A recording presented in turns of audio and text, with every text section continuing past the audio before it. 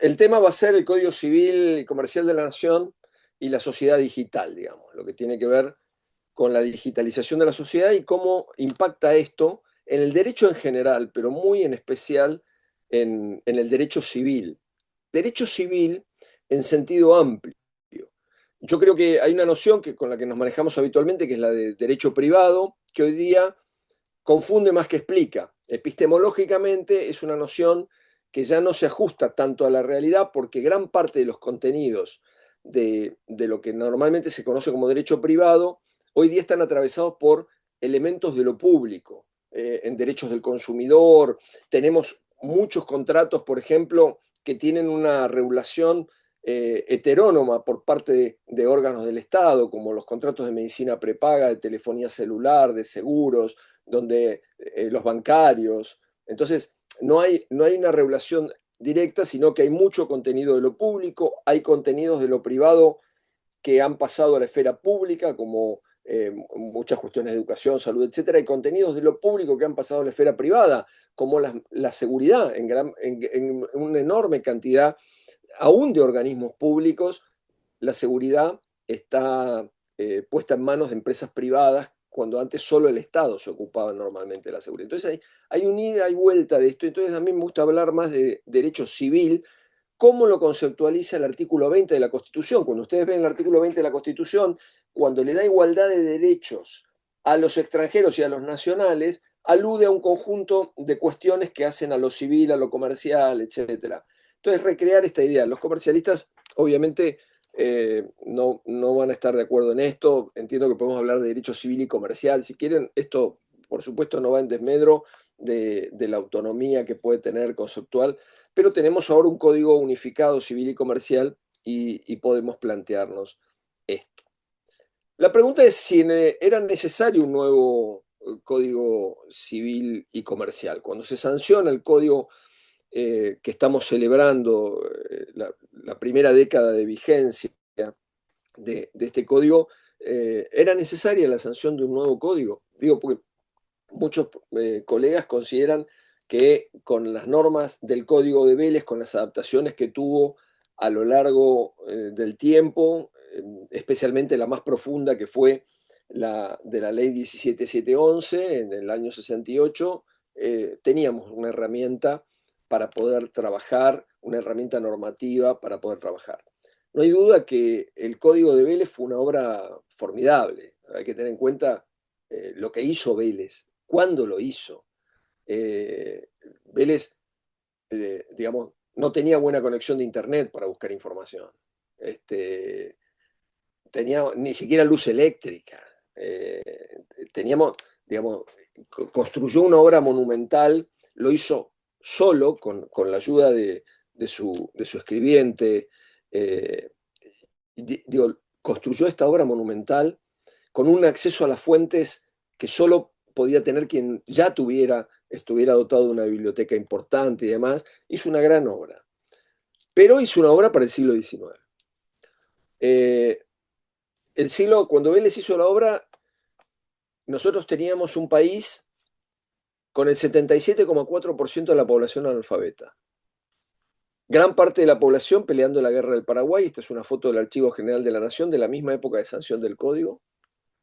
De tropas movilizadas en el norte por la guerra de la Triple Alianza. Eh, digamos, era otra visión del país en la que la vida privada estaba detrás de las puertas de las casas y no era atravesada por el exterior. La vida privada, lo que ocurría dentro de las familias, de las viviendas, no trascendía al exterior. Algo muy distinto a lo que pasa ahora. Hoy día nosotros vivimos un mundo donde se exterioriza todo.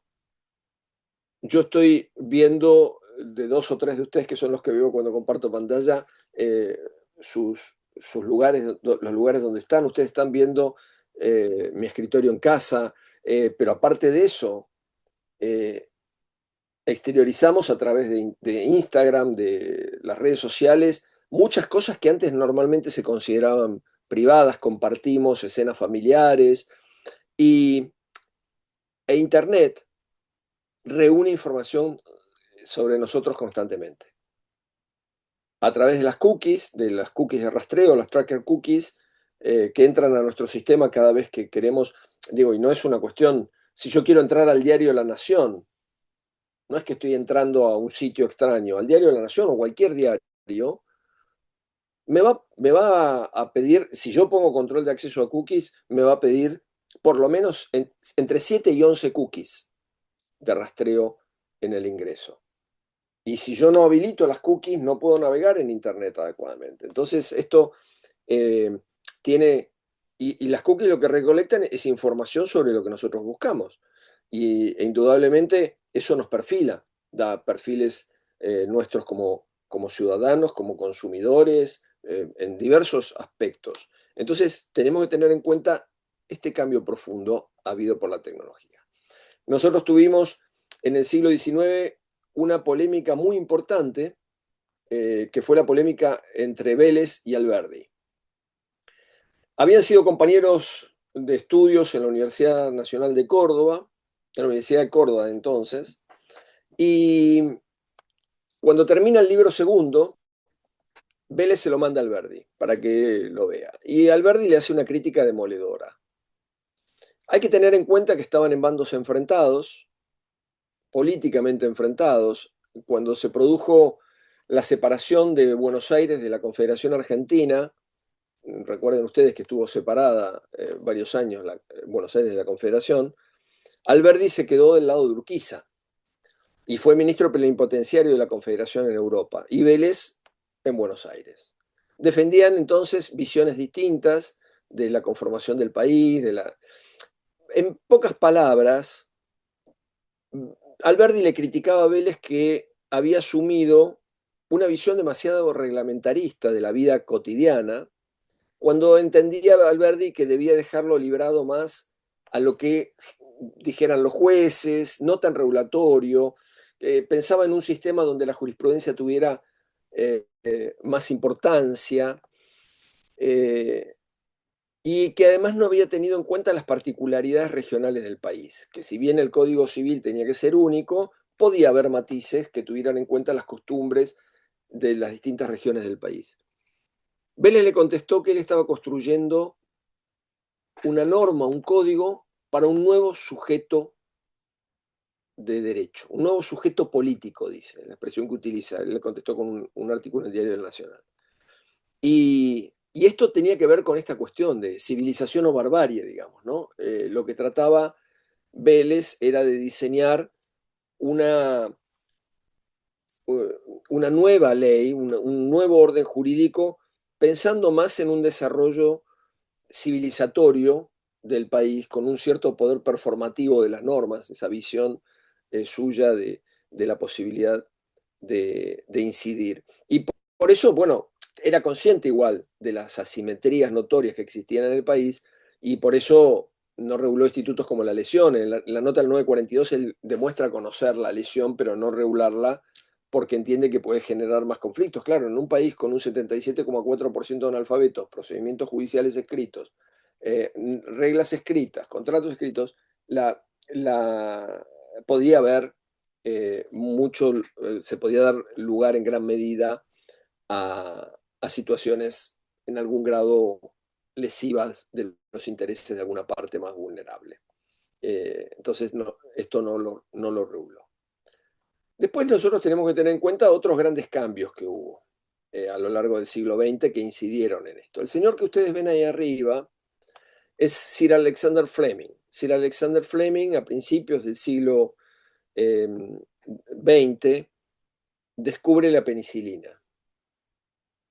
La penicilina recién se empezó a fabricar masivamente en 1942, vinculado con la Segunda Guerra Mundial. La Segunda Guerra Mundial tuvo mucho que ver con grandes cambios habidos en el derecho a nivel internacional, con impacto en los derechos nacionales a lo largo del siglo XX. La penicilina cambió en gran medida la perspectiva de evolución de nuestra especie, porque la perspectiva de vida era baja y aumentó notoriamente a partir de la aparición de los antibióticos, del que fue precursor la penicilina, y la mortalidad infantil y la mortalidad de las mujeres tras el parto por infecciones también se redujo notoriamente. Entonces, esto fue cambiando la perspectiva eh, y, y aparte de esto, la aparición de las vacunas, la difusión de las vacunas y la traslación a la tecnología médica de lo que fueron los avances en tecnología militar habidos durante la Segunda Guerra, todos los sistemas de detección del enemigo por sonar, por radar, etcétera, después se transformaron en aparatología médica, esos mismos principios físicos, y eh, el manejo de la energía nuclear también permitió el uso de la energía nuclear para eh, la atención de cuestiones de salud. La bomba de cobalto y otras cuestiones permitieron utilizar la radioactividad para atacar cánceres y otras patologías. Y por supuesto, la evolución en la que nos encontramos hoy, que es la evolución que tiene que ver con la terapia génica. Ahí arriba ven el diseño helicoidal del esquema de Watson-Crick del ADN, eh, que es en lo que se trabaja actualmente. Hoy día los laboratorios, todos los grandes laboratorios tienen un área de diseño que ya no trabaja con la medicina alopática y con los fármacos tradicionales, sino que están desarrollando intervenciones directas en el genoma como para poder prevenir enfermedades y poder actuar sobre la posibilidad de desarrollo de enfermedades futuras, y esa va a ser la terapia de los próximos años, pero digamos que esto cambia también notoriamente la perspectiva, y acá hay otra cuestión que hay que ver, que es con el impacto del diseño de la tecnología también, empiezan a aparecer muchos dispositivos que se pueden colocar en las personas para superar alguna forma de discapacidad o alguna. El más básico y que lo hemos visto son, por ejemplo, los implantes cocleares para las personas que no pueden escuchar bien, pero esto está teniendo un desarrollo enorme, tanto en cuestiones que tienen que ver con la vista y con otras discapacidades sensitivas, especialmente las sensitivas. Y esto también va a introducir un cambio porque empieza a aparecer esta idea de, de la persona biónica. Digo, las prótesis biónicas son prótesis que responden a órdenes cerebrales.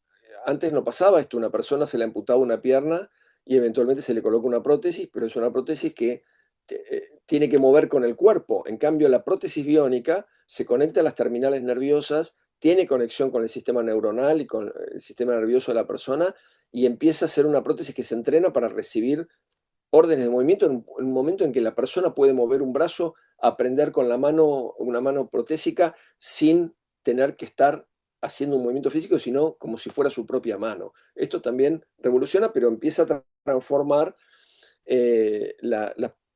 a las personas, y hay una expectativa también a futuro de que las personas puedan aumentar sus capacidades sin necesidad de que esto esté supliendo algo médico, sino poder aumentar sus capacidades biológicas a través de mecanismos biotecnológicos, ¿sí? De aumentar su capacidad de vista, de memoria, lo que fuere, a través de este tipo de dispositivos. Algo que requiere una discusión. Requiere una discusión porque ya empieza a intervenir en lo que es humano y lo que no es humano, lo que consideramos humano. Lo planteo como uno de los problemas de los próximos años, una de las cuestiones. Ya tenemos un sector de la doctrina que habla de transhumanismo, ¿sí? Entonces, tenemos que, tenemos que ver, a partir de la incorporación de sistemas basados en inteligencia artificial, tenemos que ver cómo va a incidir en esto y dónde vamos a poner los límites. Porque creo que lo peor sería no regularlo. A lo mejor hay que regularlo y decir, bueno, vamos en todo lo que sea discapacidad, pero hay que ver dónde colocamos el límite respecto de lo que es la conceptualización de la persona humana. Durante el siglo XX, lo central, creo, ha sido el cambio en el paradigma igualitario, a través del desarrollo de los derechos humanos. Cambia el paradigma igualitario. Nosotros pasamos de un paradigma igualitario formal, típico del siglo XIX, a un paradigma igualitario estructural. ¿Qué quiere decir esto? A ver, la Revolución Francesa creó una idea política.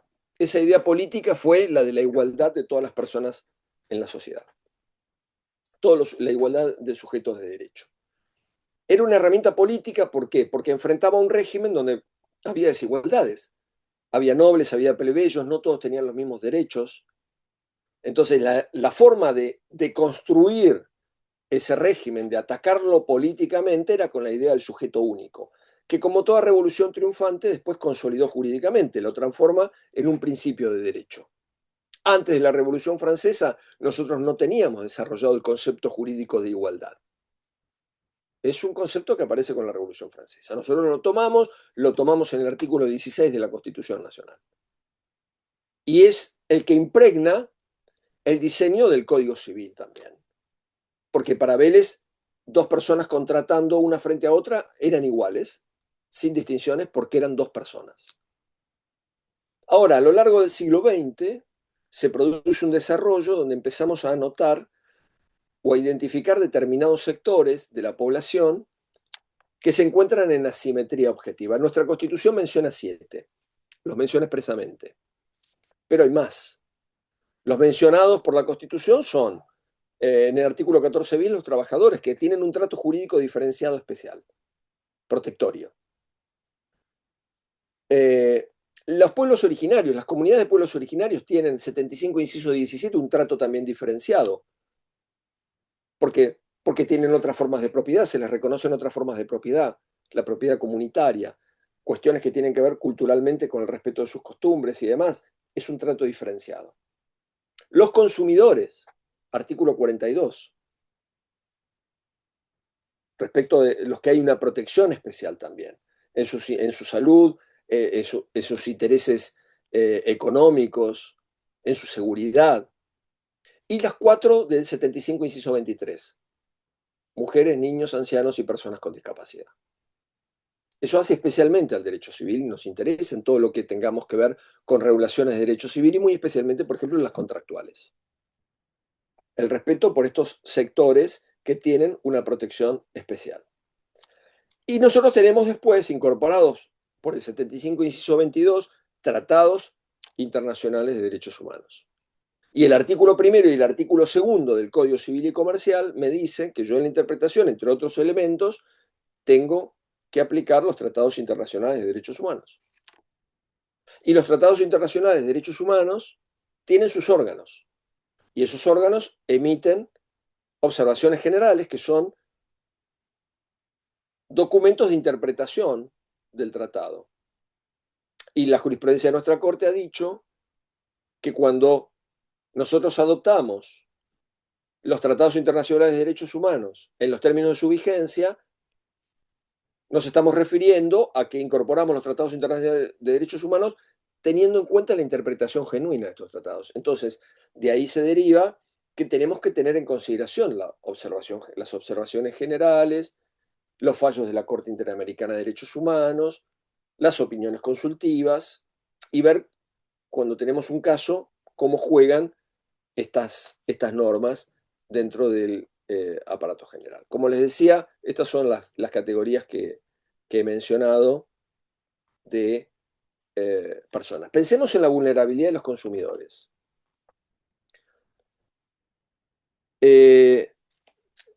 A mí esa escena del avión, cuando uno está sentado en un avión y el avión se pone en la cabecera de pista y va a despegar, me parece que marca en gran medida la vulnerabilidad que tenemos los consumidores. Porque cuando eso pasa uno ya no tiene salida. Uno ya está sentado ahí y lo único que le queda es rogar que todo el mundo haya hecho bien su trabajo.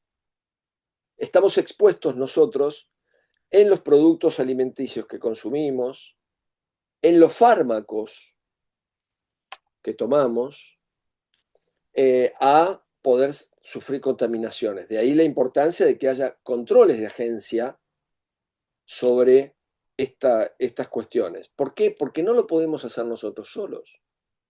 Si yo ahora le preguntara a ustedes, ¿en qué frecuencia trabaja el teléfono celular que usan? ¿Cuánto emite? ¿Qué radiación emite? Es muy probable que nadie me lo supiera contestar. Yo no lo sé respecto de mi teléfono. Confío en que es una tecnología que se encuentra probada y aprobada. Yo no tengo la capacidad técnica de poder evaluar eso. Y eso nos pasa con tantas cosas con las que operamos día a día. Entonces es necesario contar con herramientas, mecanismos y organismos de protección de los consumidores, que eso hace un Estado moderno, digamos. Y el caso, por ejemplo, del subte. En el caso del subte, la Corte Suprema de Justicia de la Nación ha dictado los casos Ledesma y Uriarte. Los casos Ledesma y Uriarte son dos casos, uno de subte y otro de tren. El caso Ledesma de subte. Una señora que se baja en una estación de subte y su pie baja así, como ven en la foto, en un horario pico, donde los subtes van repletos. Y su pie se introduce en el galibo, que es el espacio que hay entre el vagón y el andén. Y cae y le pasan por encima y se lastima. Demandó el subte. Una sala de la Cámara Civil, Cámara Nacional de Apelaciones en lo Civil, rechaza su demanda. Dice que es culpa de la víctima, que la señora tenía que ver por dónde pisaba. La Corte, en el fallo Ledesma, anula. Dice, los jueces tienen que obrar con criterio de realidad.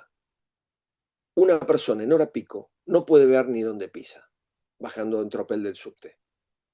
Es la empresa de subte la que tiene que adoptar las medidas necesarias para que no esté ese espacio. De hecho, si uno ve ahora, muchísimas estaciones de subte tienen suplementos de goma, cosas puestas para que no esté ese espacio. En los lugares donde se abre la puerta, que no haya ese espacio, para que las personas no tengan el riesgo de que su pie se introduzca ahí al bajar. Ni las personas, los chicos, quienes fueran. Especialmente los chiquitos, las personas pequeñas, digamos. Porque a lo mejor van más distraídos, no conocen los riesgos del subte y en el momento que están bajando, a veces las madres con varios chicos, etcétera, los padres, se puede producir un accidente. Caso Uriarte. Un adolescente va en un tren, sube una patotita y cuando el tren arranca, le empiezan a pegar, le roban sus ropas, sus zapatillas y no contentos con eso, lo tiran desde el tren en movimiento. La familia demandó, el chico por suerte sobrevivió, la familia lo demandó a los trenes, la misma sala de la Cámara Civil rechaza la acción porque dice es la culpa de un tercero por quien no debe responder. Y la Corte nuevamente anula. Y le vuelve a decir, es la empresa la que tiene que proporcionar seguridad, la que tiene que dar cobertura, etcétera. El pasajero tiene que poder viajar tranquilo y que no aparezca una patota que pueda operar adentro del tren como si nada ocurriera con total impunidad. Entonces tenemos todo este armado de defensa de los derechos de los consumidores que rige muy especialmente hoy. Nosotros tenemos una protección especial de niños, niñas y adolescentes. La imagen de arriba corresponde a los chicos mineros de Leeds fines del siglo XIX, que es la primera vez que aparecen en las grandes primeras planas del mundo los chicos porque se derrumbó una mina en carbón y murieron muchos chicos ahí. Eran usados para la explotación del carbón porque al ser chiquitos las empresas explotadoras de las minas no tenían que hacer túneles tan grandes, los chicos podían sacar el carbón con más facilidad. Entonces hubo escándalo por el trabajo infantil. De hecho, las primeras normas de protección de los niños a nivel internacional se dan en el ámbito del derecho del trabajo. Empieza a haber documentos que dicen los chicos no pueden ser eh, puestos a trabajar en estas condiciones. La imagen de abajo, como ya se habrán dado cuenta, corresponde a chicos en los campos de concentración nazis. Y ustedes sabrán que el país que presentó el proyecto de Convención sobre Derechos del Niño, consideración de Naciones Unidas, fue Polonia. Y cuando presentó el proyecto, el delegado polaco dijo que presentaban el proyecto para evitar que otros chicos del mundo pudieran sufrir lo que habían sufrido los chicos polacos en los campos de concentración nazis. Entonces, hay razones muy fuertes para esta protección especial. ¿Por qué? Porque no, son cuestiones que escapan a cualquier posibilidad de protección familiar. Son cuestiones que ocurren cuando se producen guerras, cuando se producen y se necesita esta protección especial y esta protección se extiende a la vida cotidiana a un régimen especial porque los chicos no se pueden proteger por sí. Y empezamos a reconocerles determinado grado de autonomía según va evolucionando su edad, con una autonomía progresiva cuando van siendo más grandes y sí pueden adoptar medidas de toma de decisión y de protección por sí, que son las que tenemos hoy en el artículo 25 y 26 del Código. Y por supuesto, la evolución a vida con relación a los derechos de las mujeres. Otra categoría que se identifica como estructuralmente eh, vulnerada en términos de asimetría de igualdad. Entonces son todas categorías en las que se considera que es necesario contar con normas especiales que propendan a la igualdad, que vengan a disminuir ese grado de asimetría que se puede dar en la sociedad para llevar a la igualdad entre hombres y mujeres. Esto era lo que les decía, la autonomía se da tanto respecto a los adolescentes, la capacidad progresiva, como en la protección de la autonomía de las personas, de los ancianos. ¿Por qué? Y porque hoy día tenemos una expectativa de vida notoriamente creciente. La Organización Mundial de la Salud sigue diciendo que en la Argentina la expectativa de vida de los hombres es de 75 años y de las mujeres de 80, pero todos ustedes seguramente conocerán personas de 90 y pico que están espléndidas. Y personas que cumplen 100 años, que antes era algo excepcional. Y empezamos a tener noticia en personas de familias cercanas o en nuestro propio familia que llega a los 100 años. La expectativa de vida ha crecido notoriamente. Entonces, hay que prever también esta autonomía de los ancianos, más allá de todo lo que esto también demanda del Estado, ¿no? Los sistemas previsionales, etcétera, en la calidad de vida cotidiana, que es de lo que se ocupa el derecho civil. ¿Qué es lo que hacemos para dar la mejor calidad de vida posible a las personas? El derecho civil es el derecho de calidad. El derecho civil es el derecho que pone las normas que permitan a las personas tener mejor calidad de vida. No se las asegura. No se las asegura porque uno se puede casar pensando que va a ser feliz y después no ser feliz en su matrimonio o tener divorcios. Y lo mismo cuando se asocia con alguien, lo mismo cuando lleva un contrato adelante. Pero están las herramientas ahí. Y están también las herramientas para defender esos proyectos de vida cuando son injustamente atacados, que son las normas del derecho de daños, cuando son injustamente afectados, sin necesidad de ir al derecho penal, que por supuesto hay que ir al derecho penal cuando corresponde, pero hay una protección ya intrasistémica dentro de lo que es el derecho civil para proteger estos proyectos de vida. De hecho, cuando analizamos casos de daños, lo que analizamos es el daño a ese proyecto de vida que han desarrollado las personas. Acá tenemos entonces las cuatro categorías del 75, inciso 23, más los consumidores, que son las que tienen especial incidencia para el derecho civil. ¿Por qué? Porque la de los trabajadores no tiene tanta incidencia para nosotros en lo que hace el derecho civil en general, eh, y tampoco la de los pueblos originarios, salvo cuando se trate de alguna cuestión contractual que involucre comunidades de pueblos originarios, pero sí estas que tienen que ver con los derechos de los niños, las personas con discapacidad, las mujeres, los ancianos y los consumidores. Y esto lo tenemos que tener claro. Esto es un panorama normativo diferenciado de lo que era el del Código Civil de Vélez, y todo esto requería también una nueva normativa que avanzara en esto que se ha dado en llamar constitucionalización del derecho civil. Yo creo que a cualquier persona que no estudie derecho, uno le habla de la constitucionalización del derecho civil si tiene claro que la Constitución es norma superior, pero va a decir cómo se tiene que constitucionalizar el derecho civil. Era inconstitucional antes. Digamos, no, se requiere un proceso de adaptación que pasa especialmente por el ajuste a las normas convencionales, a las normas de los tratados internacionales de derechos humanos.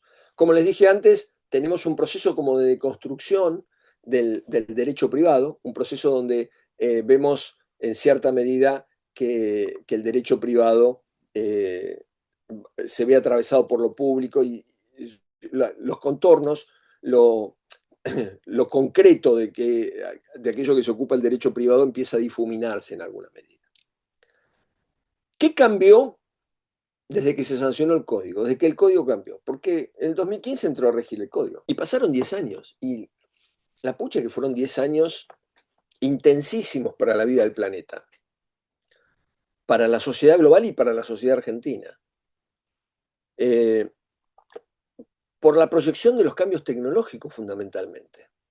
El enorme impacto que tiene y que va a tener la tecnología en lo que son las relaciones humanas de las que nos ocupamos los abogados. Uno de los grandes cambios lo produjo el COVID. ¿Por qué produjo este gran cambio? Miren, nosotros desde el año 2001 teníamos ley de firma digital. Ya en el año 2001 teníamos ley de firma digital, uno de los primeros países en la región, etcétera. Luego no se desarrolló por las crisis argentinas, etcétera, no se desarrolló con la celeridad esperada lo que se llama la infraestructura de firma digital. Tardó más en desarrollarse. Pero lo que ocurrió es que en el 2020, en marzo del 2020, al igual que gran parte de la sociedad global, nos vimos por el aislamiento social obligatorio que generó el COVID, obligados a establecer vínculos digitales y a desarrollar las actividades digitalmente. Entonces el COVID nos empujó al interior del siglo XXI, 20 años después de iniciado. Nos precipitó hacia el siglo XXI. Es como que veníamos entrando tranquilos, bueno, despacio, no me apuren, y de pronto el COVID nos precipitó al interior del siglo XXI. ¿Sí? En el 2020 hacemos una entrada abrupta, caemos dentro del siglo XXI. ¿Sí? Eh, y claro, todos tuvimos que aprender nuevas cosas, qué sé yo, los que damos clase tuvimos que aprender a transformar nuestras clases en formato digital y yo trabajo como juez y como juez tuve que empezar también a tomar las audiencias, lo que ha pasado en todo el país, digamos, ¿no? Entonces, esto produjo una transformación importante y eso se dio en todos los ámbitos, contratos, empresas, relaciones y el enorme desarrollo de las redes sociales, el enorme desarrollo de todos los sistemas de comunicación por redes sociales, que creció exponencialmente. Es una digitalización forzada de la sociedad. Empezamos a establecer los vínculos en formato digital. Eso transforma mercados laborales, de interrelación personal, produce una transformación muy profunda. Aparece la extimidad. La extimidad es un concepto que se toma de la psicología lacaniana y que utiliza la doctrina jurídica para hablar de la nueva forma que tiene esta privacidad, que ya no está detrás de esa puerta que les mostré al principio, sino que se da como la exteriorización de la intimidad. Las personas comparten hasta fotografías de lo que están comiendo en las redes.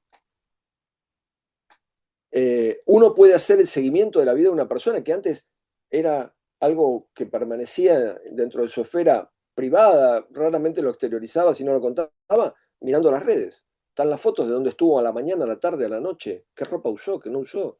Esto proyecta, pero además da un montón de información.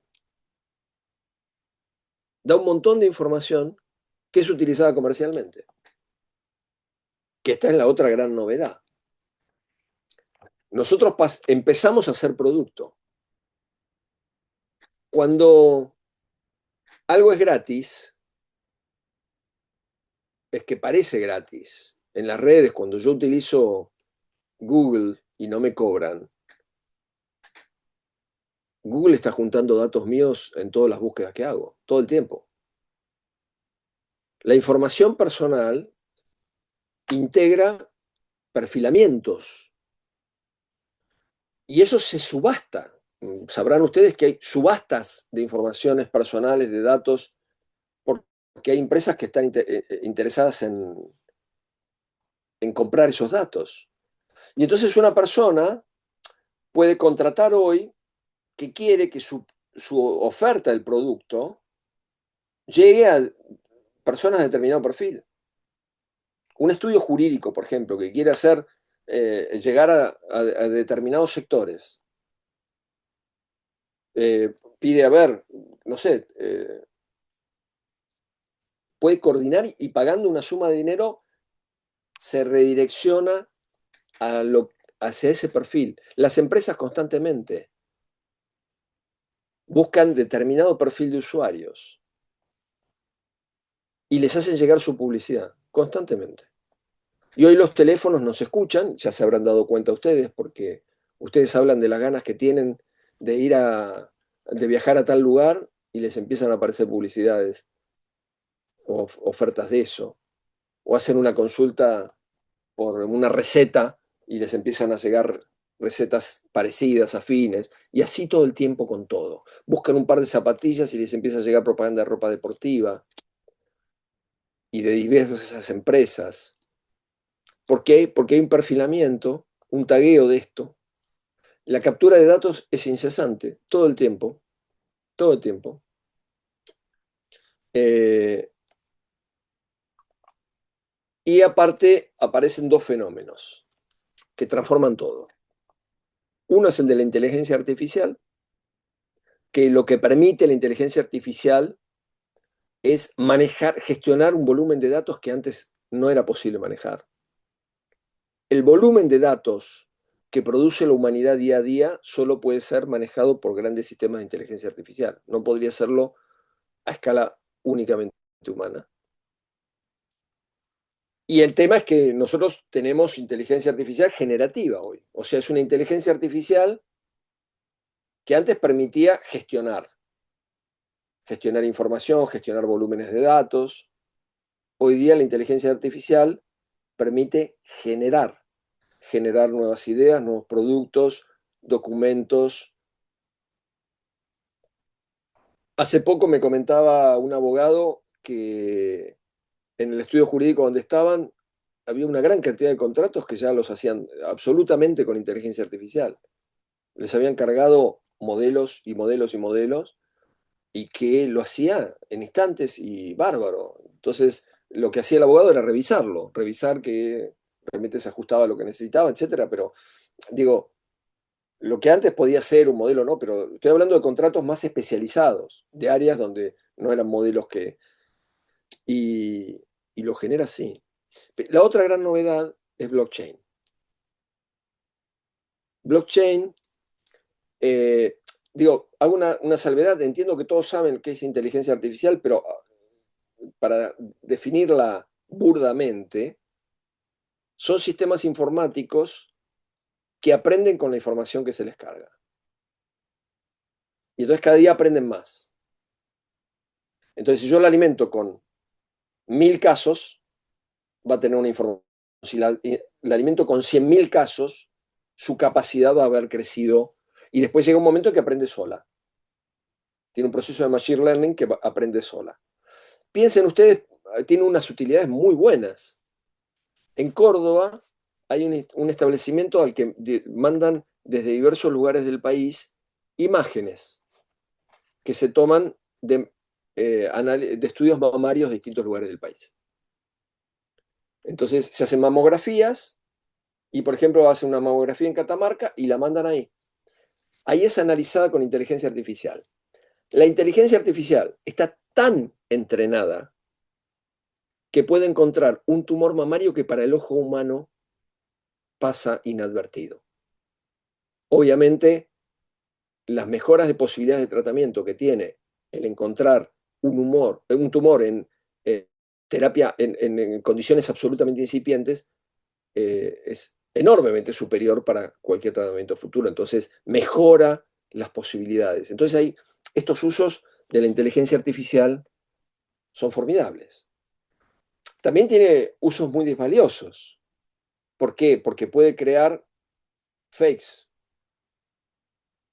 imágenes fake, publicidades fake, propagandas políticas fake, engañar a las personas, engañar al electorado. Puede tomar registros de voz de una persona y replicar eso para construir un mensaje hecho por esa persona.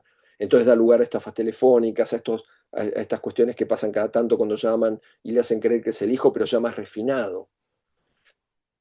Y todas estas cuestiones. Entonces tiene pros y contras, como suelen tenerlo todas las cosas. ¿Qué ocurre con blockchain? Blockchain, ustedes ven ahí un conjunto de circulitos, toda una red, Eso es una red blockchain. Una red blockchain es una red integrada por un montón de nodos informáticos, de personas que voluntariamente se suman a la red y actúan como mineros de la red a cambio de ir completando bloques de información por los que cobran. Y cobran en una moneda que es la moneda que existe porque existe blockchain, que es el Bitcoin. Entonces cobran centavos de Bitcoin por cada bloque que van cerrando, etc. ¿Pero qué tiene blockchain? Miren, una seguridad enorme. Cuando yo hago un contrato y lo alojo en una blockchain, ese contrato se replica en cada uno de los nodos, en cada uno de los circulitos, de modo tal que el contrato no puede ser alterado, falsificado, corrompido, si no se interviene en todos los nodos, lo que se hace imposible. Cuanto más nodos tiene una blockchain, más segura es. Pero ya con que tenga varios, ya se hace totalmente segura. Piensen en los registros con los que nos manejamos hoy día. Registro de la propiedad automotor, inmueble. Hemos tenido casos en la jurisprudencia de empleados infieles adentro, pasó en el registro de la propiedad de la provincia de Buenos Aires, o que alteran algún registro en connivencia con alguien y eso permite transmitir un bien a non domino, digamos, pero transmitir el bien, cosa que no se podría hacer, esa alteración no se podría hacer en una red blockchain. Entonces, una de las cosas que tenemos que pensar desde el código, y hoy el código admite todo lo digital, el código es un código muy abierto a toda la evolución de lo digital, es también cómo encuadrar todos estos supuestos de blockchain, porque aparte tienen otro problema. El derecho pierde las fronteras nacionales. Nosotros ahora estamos hablando y nos estamos conectando a través de Zoom. La imagen mía que ustedes están viendo y la imagen de ustedes que yo estoy recibiendo es una imagen que viaja casi al Polo Norte y vuelve en nanosegundos. Viaja y se traslada a los servidores de Zoom y vuelve, atraviesa el planeta, pasa por esos servidores y vuelve. No estamos teniendo una conexión centrada en la República Argentina. Estamos utilizando un servicio extranjero. Lo usamos a diario. Yo lo uso en el juzgado para tomar las audiencias. O sea, estamos utilizando esto. En nanosegundos vuelve. Entonces empezamos a tener una cuestión en la que participa una empresa internacional. Y los conflictos que se nos puedan presentar con el uso de estos sistemas ya involucran algo que excede el derecho nacional. Y entonces ahí empezamos a pensar en cómo aplicamos las normas de derecho internacional privado en caso de haber algún conflicto o algo, de las que tenemos reguladas en el código, y tenemos una buena regulación en el Código Civil y Comercial de normas de derecho internacional privado. Obviamente, siguiendo las reglas del derecho internacional privado, si hay fuente específica, un tratado, como nos pasa, por ejemplo, con la Convención de Viena sobre Compraventa Internacional de Mercaderías, aplicamos esa norma. Si no, tenemos las normas del Código en materia de derecho internacional privado. En los próximos años, las abogadas y abogados argentinos van a tener que aplicar mucho más derecho privado del que pensaron que iban a tener que aplicar. Y van a tener que aprender, vamos a tener que aprender, lo tratamos de hacer todos, esto cuando mucho más de tecnología básica de redes. Yo no digo que nos hagamos expertos en programación ni en blockchain, porque además ya no tiene sentido. Miren, yo hace 2 o 3 años quise empezar a estudiar programación. Y cuando aparecieron las inteligencias artificiales generativas, que son ChatGPT, etcétera, son todas modelos de esto, Notebook LM, uno le puede hacer programar a ellas. Entonces ya no tiene sentido estudiar programación. Si no, es como estudiar griego o latín, solo uno lo haría por el gusto personal, pero no por una finalidad práctica, porque ellas programan. Pueden ustedes entrar a ChatGPT y decirle, necesito que me escribas un programa para hacer tal cosa, que ponga en una pantalla en mi oficina o en el estudio jurídico estudio tal, qué sé yo, y que eso cambie y pase fotos y no sé qué, y lo va a desarrollar, y se lo va a escribir, y lo van a poder usar. Entonces, esto avanza constantemente y va a seguir avanzando. Es como cuando uno tiene un auto. Yo sé lo básico de mecánica, pero con los autos cada día tienen más tecnologías, cada día sé menos de mecánica. Me las arreglaba más cuando tenían carburador que ahora. Entonces, es como manejar un auto. Uno tiene que saber lo necesario para poder emplear la tecnología y saber de qué se trata y cuáles son los alcances. Eso es imprescindible saberlo. Esta es una imagen, porque como siempre el cine, el arte se anticipa. Fíjense que esto es de 1969. Stanley Kubrick, la película 2001, Una odisea del espacio. La historia, muy simple. Computadora de a bordo que empieza a fallar. Los astronautas deciden que la tienen que desactivar. La computadora se da cuenta que le va a desactivar y trata de empezar a luchar para evitar que la desactiven. ¿Y qué termina haciendo? Y disculpen si no vieron la película, pues se las spoileo. La computadora de a bordo decide asesinar a los astronautas con tal de que no la desactiven. Lo digo porque tenemos dos panoramas de lo que puede ser la evolución de la inteligencia artificial. Tenemos la visión optimista de Barico en The Game y tenemos la visión crítica, yo la valoro mucho esta visión, la visión crítica, no les diría pesimista, pero sí con muchas prevenciones, de Eric Sadin, el filósofo francés. Entonces son dos visiones frente a la evolución de la inteligencia artificial. Toda la información que se va recolectando de nosotros está ahí en Big Data, está en una nube enorme de información. Y tenemos otro tema con el derecho ahora, que es la dematerialización de la economía. Cuando yo soy profesor de contratos, por años y años, los profes de contratos enseñamos el contrato de compraventa como el contrato fuerte, importante. Sigue siendo un contrato muy importante en la vida cotidiana de las personas, pero no en los grandes valores económicos. Piensen ustedes en estas empresas que les muestro ahí. Microsoft, Google, X, Pfizer. ¿Cuál creen que es el activo más importante que tiene esa empresa? ¿Si sus edificios, muebles, equipamiento o los derechos que tienen sobre las patentes de los productos que crean? Pfizer, eh, la, eh, las fórmulas de la vacuna, del Viagra, de las cosas que fabrica, o Microsoft o Google, los derechos que tienen de los productos, Microsoft Windows, las patentes de Windows, infinitamente superior es el valor económico que tienen derechos inmateriales.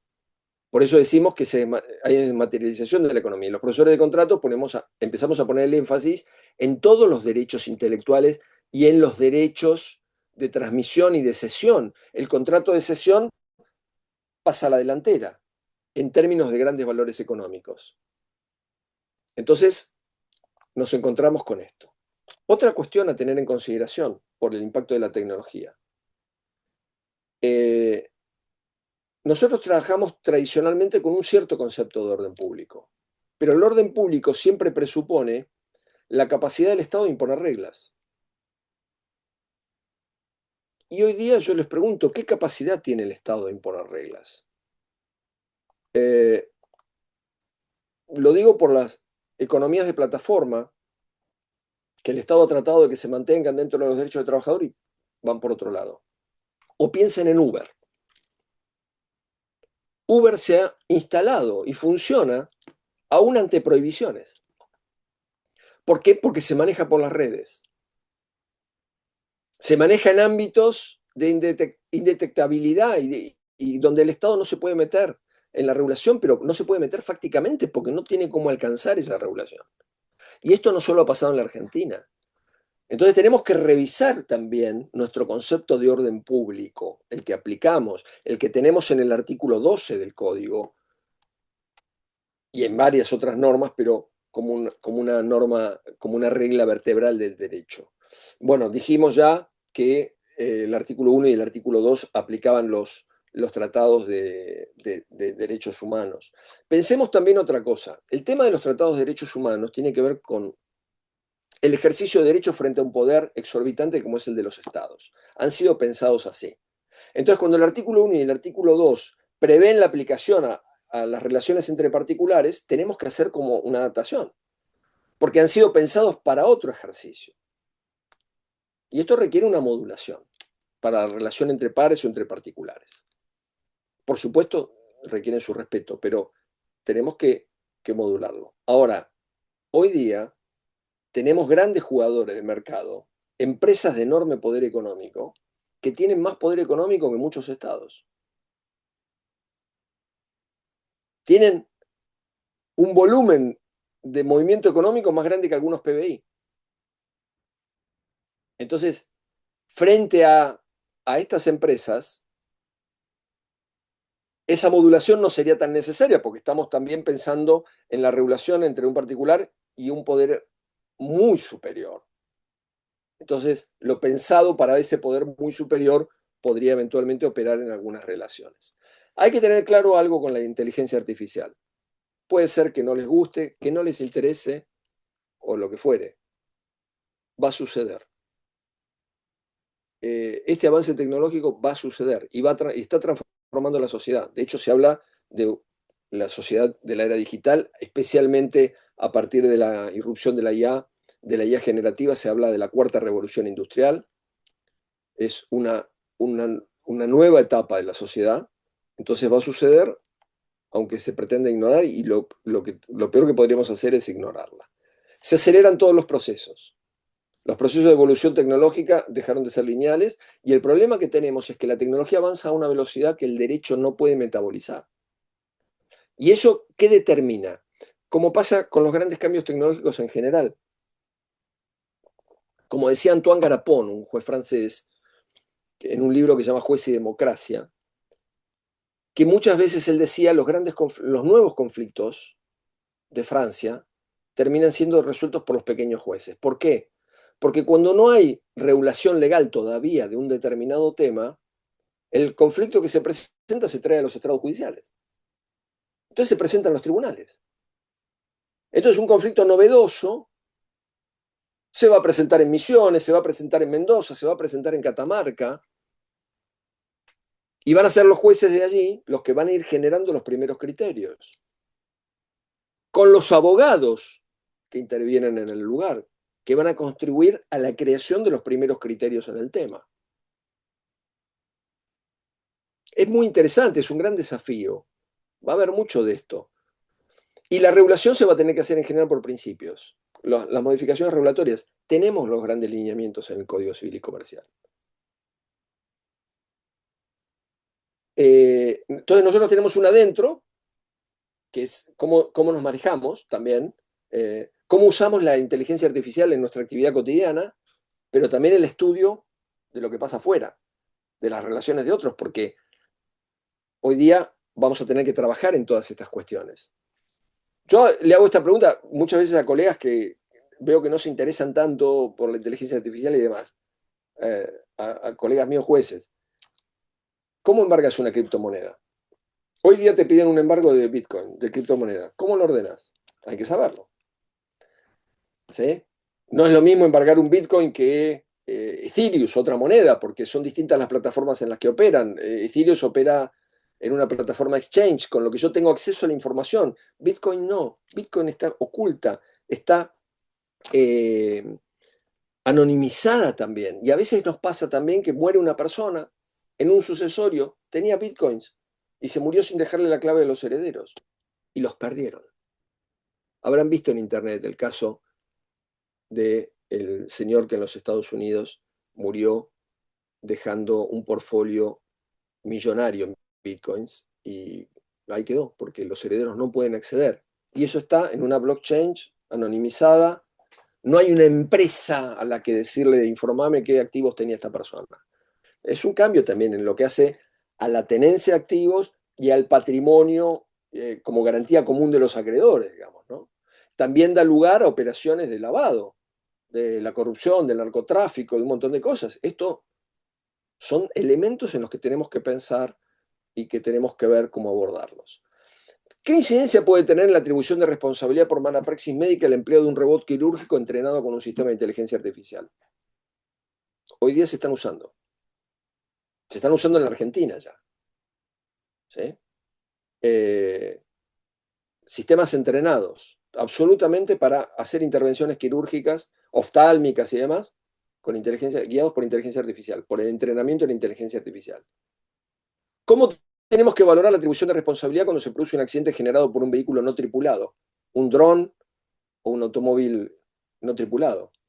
En la Argentina no los vemos todavía, pero hay muchísimos países donde ustedes pueden pedir un taxi y les llega un vehículo no tripulado. Piden un vehículo, un remis, y les llega un vehículo no tripulado, que los va a llevar a destino. Pero desde el punto de vista del juzgamiento de los daños y demás, ¿cómo trabajamos esto? Son preguntas nada más, ¿no? Entonces, esto hace imprescindible que incorporemos la IA en los procedimientos que empleamos como prácticas, pero también que nos formemos suficientemente como para poder emplear la IA. Como les dije antes, tenemos que ver el tema de la internacionalización de las relaciones jurídicas. Digo, compraventas que se hacen al exterior, hoy día es bastante común.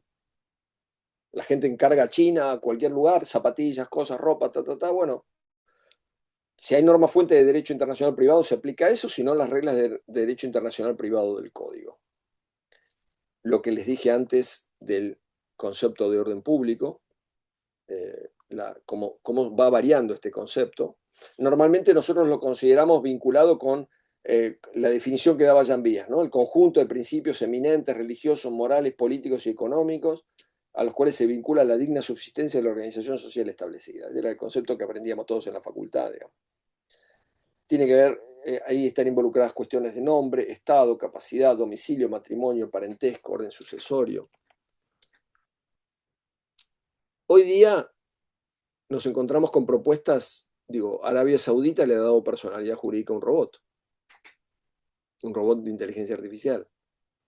El doctor Vítolo, director de la Inspección General de Justicia, acá en la Ciudad de Buenos Aires, propone darle personería jurídica a inteligencias artificiales en la Argentina. Entonces puede ser que el día de mañana, como uno trate con una sociedad, trate con una inteligencia artificial. Y que de pronto tengamos un contrato entre dos inteligencias artificiales que tengan personería jurídica. No es ciencia ficción. Pueden encontrar los artículos del doctor Vítolo, que lo viene planteando desde hace un par de años. Y no es que lo plantea una persona, es el inspector general de justicia, planteando esta cuestión, que es interesantísima para su discusión. Desde el punto de vista, mi concepción en cuanto a la responsabilidad, hay una discusión doctrinaria en esto, mi posición en cuanto a la responsabilidad de la CIA es que tienen que ser tratadas como actividad riesgosa. Es uno de los supuestos que incorporó el código, ¿vieron? En el 1757, dentro de las responsabilidades objetivas, más allá de riesgo, vicio de la cosa, etcétera, incorporó actividad riesgosa. Para mí tiene que ser tratada como actividad riesgosa y por el 1758 tiene que ser atribuida la responsabilidad a aquel que se sirve de esa inteligencia artificial para el desarrollo de una actividad. Pero, digamos, todas estas cuestiones tenemos que definirlas.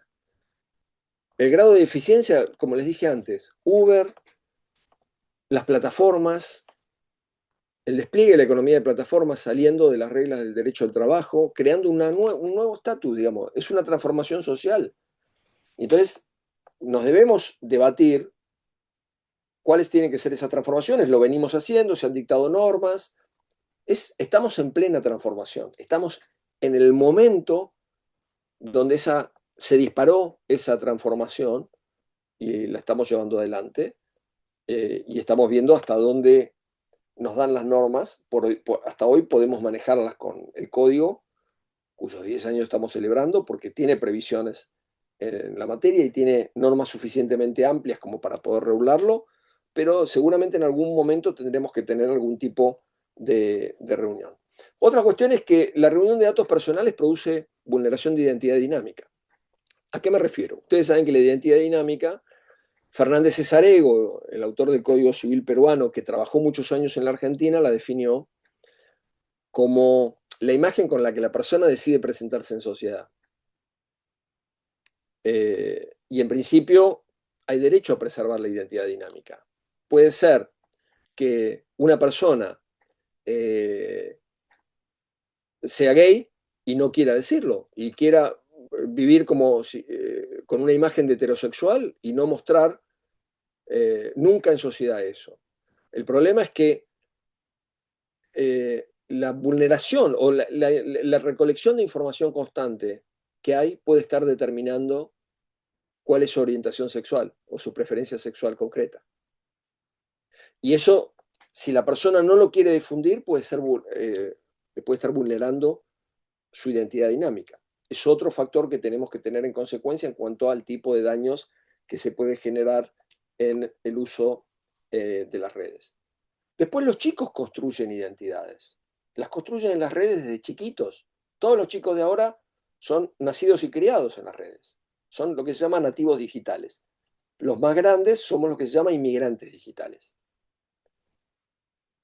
Ya desde chiquitos los padres les sacamos fotos o ponemos, y bueno, yo por ejemplo tengo prohibición de mis hijas de poner fotos de ellas en las redes.